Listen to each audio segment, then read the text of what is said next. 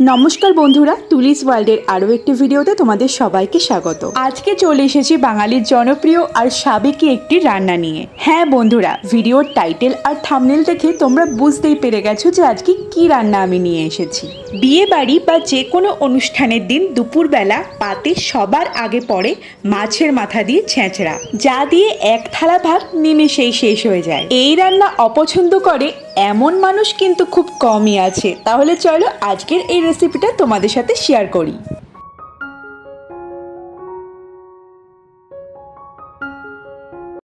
ছেঁচড়া বানাতে প্রধান যে উপকরণ লাগবে তা হলো সবজি। আমি এখানে 5 রকমের সবজি নিয়েছি ডুমো ডুমো করে কেটে রাখা আলু, বেগুন, রাঙা আলু, কুমড়ো আর পুঁই শাকের ডাঁটা।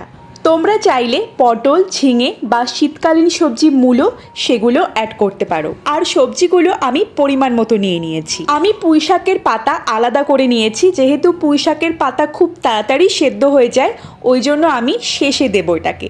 তাই ডাঁটা আর পুঁই শাকের পাতা আমি আলাদা করে নিয়েছি।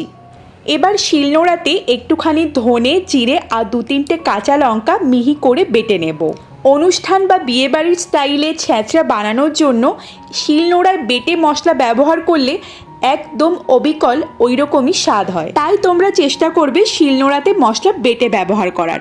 অগত্যা না পারলে জিরে গুঁড়ো, ধনে গুঁড়ো ব্যবহার করতে পারো। তবে আমি যে কোনো রান্নাতেই মশলা বেটে দেওয়াটাই পছন্দ করি, এতে রান্নার স্বাদ খুব ভালো হয়।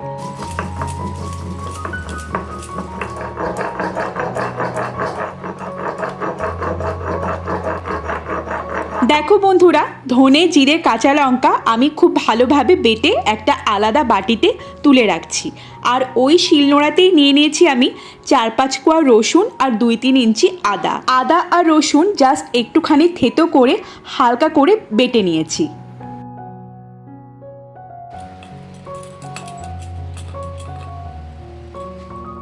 এখানে কাতলা মাছের একটা গোটা মাথা আমি নিয়েছি, সেটাকে 2-3 টুকরো করে নিয়েছি। তার মধ্যে দিয়ে দিয়েছি 1 চামচ হলুদ আর 1 চামচ নুন, দিয়ে ভালো করে মাখিয়ে 15 থেকে 20 মিনিটের জন্য ম্যারিনেট করে রেখে দিলাম। ফিরে এলাম 15 থেকে 20 মিনিট পর। কড়াইতে তেল দিয়ে তেল ভালো করে গরম হয়ে যাওয়ার পরে নুন হলুদ দিয়ে মাখিয়ে রাখা কাতলা মাছের মাথাগুলো এক এক করে তেলের মধ্যে দিয়ে খুব ভালো করে এপিট ওপিট ভেজে নিতে হবে। মাথা যদি ভালো করে না ভাজা হয় তাহলে ছেঁচড়া দিয়ে কিন্তু আষ্টে গন্ধ আসবে। আর মাথা ভাজার সময় খুব সাবধানে ভাজবে।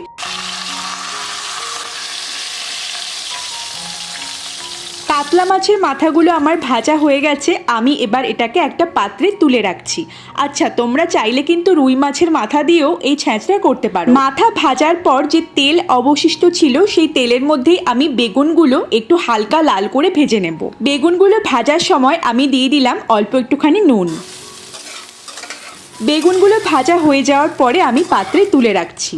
ওই কড়াইতেই আমি দিয়ে দিচ্ছি আরও 3 টেবিল চামচ সর্ষের তেল। এই রান্নাতে তেল একটু বেশি ব্যবহার করা হয়। তেল কম দিলে এই রান্নার স্বাদ কিন্তু ভালো হবে না। তো তেল আমার গরম হয়ে যাওয়ার পরে আমি এখানে ফোড়নের জন্য দিয়ে দিচ্ছি 3টে তেজপাতা, 2-3টে শুকনো লঙ্কা আর 5 ফোড়ন। 2-3 সেকেন্ড নাড়াচাড়া করার পরে আমি এখানে দিয়ে দিচ্ছি ডুমো ডুমো করে কেটে রাখা আলু আর রাঙা আলু। আলু আর রাঙা আলু 2 মিনিটের জন্য হালকা করে ভেজে নেওয়ার পরে আমি এখানে অ্যাড করছি একটা গোটা পেঁয়াজ কুচি।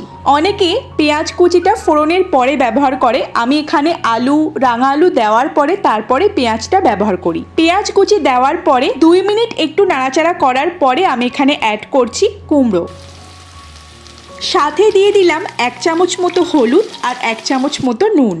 নুন আর হলুদ অ্যাড করার পরে আমি আবারও কিছুক্ষণ কুমড়ো, আলু আর রাঙা আলু একটু নেড়ে চেড়ে নেব। এরপর আমি এখানে দিয়ে দিলাম পুঁই শাকের ডাঁটা। 1 মিনিট মতো নাড়াচাড়া করার পরে আমি দিয়ে দিচ্ছি আদা রসুন বাটা। অনেকেই এই রান্নাতে শুধু রসুন বাটাই দেয়, আদার ব্যবহার করে না, কিন্তু আমি এখানে আদা আর রসুন দুটোই ব্যবহার করেছি।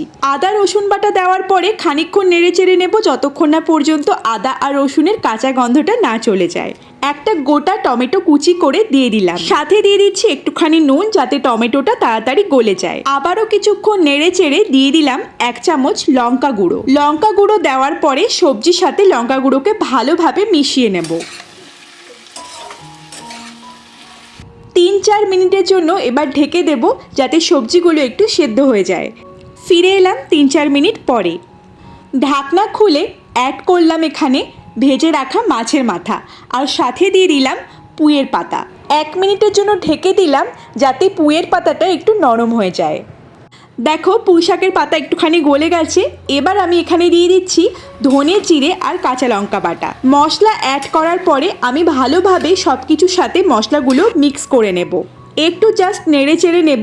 এই নাড়াচাড়ার মধ্যেই কিন্তু সবজিগুলো সেদ্ধ হয়ে যাবে খুব ভালো মতো। আর এই রান্নাতে কিন্তু একদম জল ইউজ হয় না, সবজি থেকে বেরোনোর জলেই এই সবজিগুলো খুব ভালোভাবে সেদ্ধ হয়ে যায়।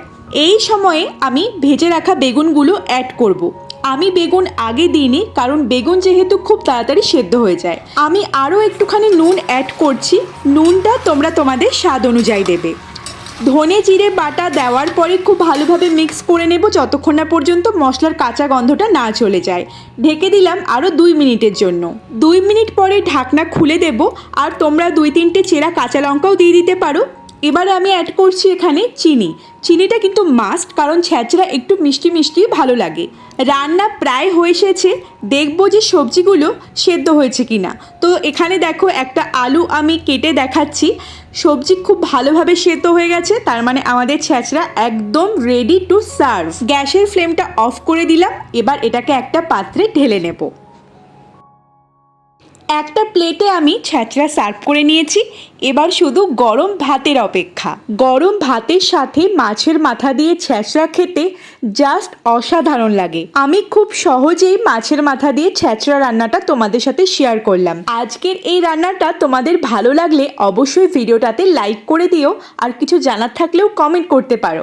আর অবশ্যই আমার চ্যানেলটাকে সাবস্ক্রাইব করে দিও আরও নতুন নতুন দারুণ দারুণ ভিডিও পেতে। তাহলে চলো আজকের মতো টাটা, দেখা হচ্ছে নতুন কোনো ভিডিও নিয়ে।